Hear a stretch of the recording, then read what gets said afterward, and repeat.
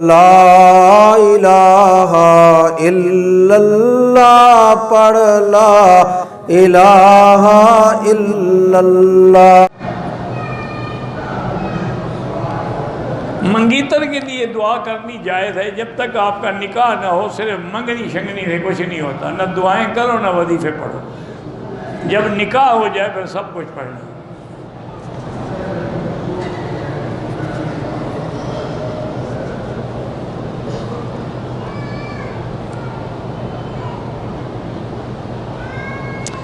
میرے شوہر ملک سے باہر کام کرتے ہیں، کسی لڑکی کے پیچھے پڑا ہوا ہے، بڑا سمجھایا وہ نہیں سمجھتے کہ دسمبر تک آ جاؤں گا صرف اس لڑکی کا پیچھا چھڑانے کے لیے۔ میرے اپنے شوہر کو بولا بالکل ٹھیک ہے، بلائیں، جان چھڑائیں اس کی۔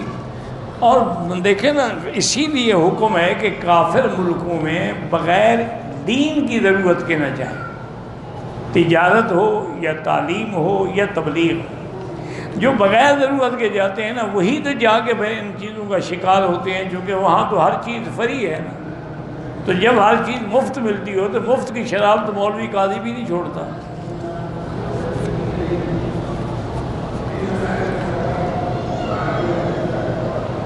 ٹی وی پہ ڈرامے دیکھنا بالکل حرام ہے۔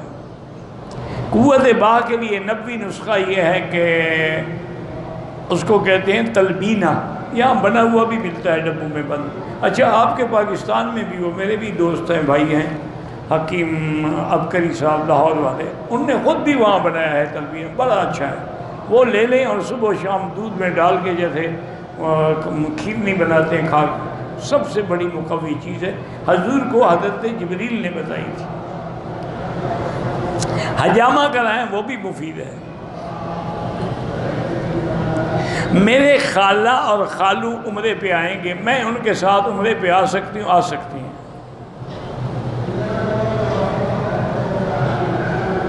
میرے 2 بچے ہیں، ایک 2 سال کا، دوسرا 3 سال کا۔ جب پیدا ہوئے تھے میں نے ان کے نام کے 2 بکرے مدرسے کو دیے ہیں، بس وہ عقیقہ ہو گیا، اور کیا چاہیے عقیقہ؟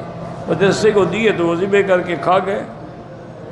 سنت والا حجامہ یہاں موجود ہیں، کرنے والے ان سے جا کے کریں، وہ پچھنے لگاتے ہیں، اللہ عالم، بہرحال سنت ہے اور فائدہ بھی بڑا ہوتا ہے۔ میری بیوی حاملہ تھی، اس کا حمل ضائع ہو گیا، اسقاط ہو گیا، اب خون بھی بند ہو گیا، وہ پاک ہے، نماز پڑھے، روزہ رکھے۔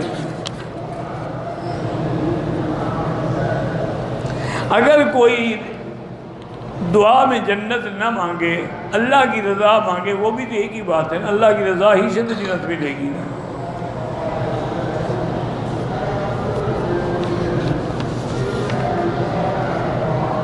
اگر طائف جائے بغیر احرام کے لوٹے، اس پہ دم ہے، یا پھر دوبارہ طائف لوٹ جائے اور عمرہ کر لے تو دم نہیں دینا پڑے گا۔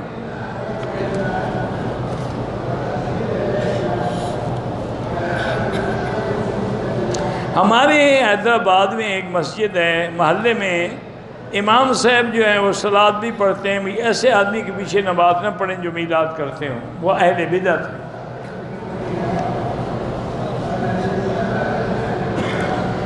ہم انڈیا سے آئے ہیں، دعا کریں کہ ہمارے اہل و عیال میں آپس میں محبت ہو۔ قرآن پاک کی آیت ہے، اصلح لی فی ذریتی انی تبت الیک و انی من المسلمین۔ ہر نماز کے بعد 7 دفعہ پڑھ کے دعا کیا کرو۔ قبرستان میں مسجد نہیں بنا سکتے۔ عمرے سے طواف زیادہ کریں، وہ افضل ہے۔ کہتے جی کہ اگر میاں بیوی ملے ہیں، اب گھر والوں اس وقت غسل کرنا ذرا سب کو پتہ لگتا، تو اگر غسل نہ کریں، ساری کر کے نیت کر دیں، کوئی بات نہیں، بعد میں غسل کر دیں، لیکن یہ تو نہیں نا کہ نماز بھی چھوڑ دیں۔ شادی کا وقت ختم ہونے والا ہو تو جلدی جلدی کھا لیں، پھر بعد میں غسل کر لیں، اور کیا ہے؟ تو کوئی ایسا مسئلہ نہیں ہے، آپ ساری کر لیں آرام سے، ساری کر کے فارغ ہو کے بعد میں غسل کر لیں۔ غسل کا وقت تو نہیں ہے نا، ساری کا وقت ختم ہو جائے۔ حالت جنابت میں پانی یا کسی چیز ہاتھ، کھانا بھی کھا سکتے ہیں، کہ پانی ہاتھ کیوں نہیں لگا سکتے؟ وطر قضا ہو جائیں تو حنفی مسلک میں اس کی قضا پڑھنی واجب ہے، چونکہ وطر واجب ہے۔ باقی ائمہ کے نزدیک قضا نہیں ہے، چونکہ ان کے نزدیک وطر سنت ہے۔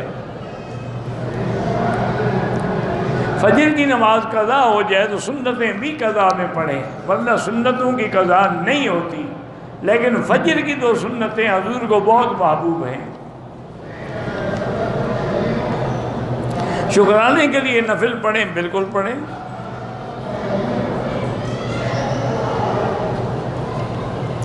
دور سے جو ہم پڑھتے ہیں وہ درود ہے، اللہم صلی علی سیدنا محمد، اور جو روضہ مبارک پہ کھڑے ہو کے پڑھیں گے وہ سلام ہے، الصلاۃ والسلام علیک یا رسول اللہ۔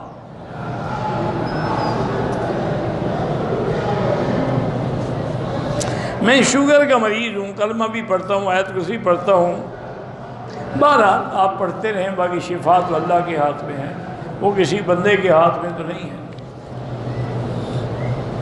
الصلاۃ والسلام علیک یا رسول، علیک کاف خطاب کے ساتھ، کیونکہ اللہ کے انبیاء زندہ ہیں۔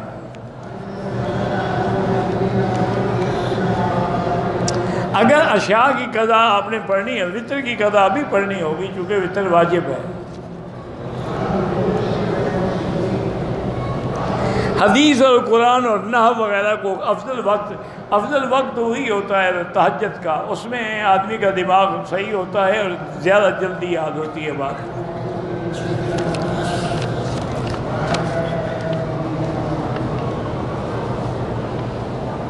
میں رابغ میں رہتا ہوں، کئی دفعہ وہاں سے آیا ہوں سادہ کپڑوں میں۔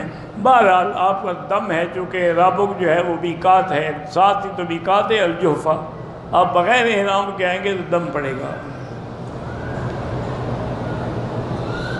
طائف سے بھی ضروری اور رابغ سے بھی ضروری ہے، چونکہ رابغ کے ساتھ ہی تو ہے الجحفہ، میقات ہے۔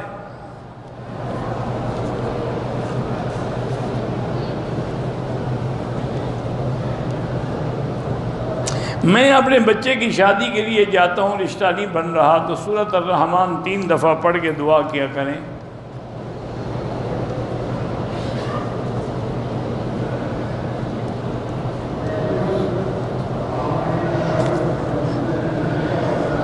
یصلی بقلبہ انا ما اعرف هذا الموضوع فصل من اہل العلم۔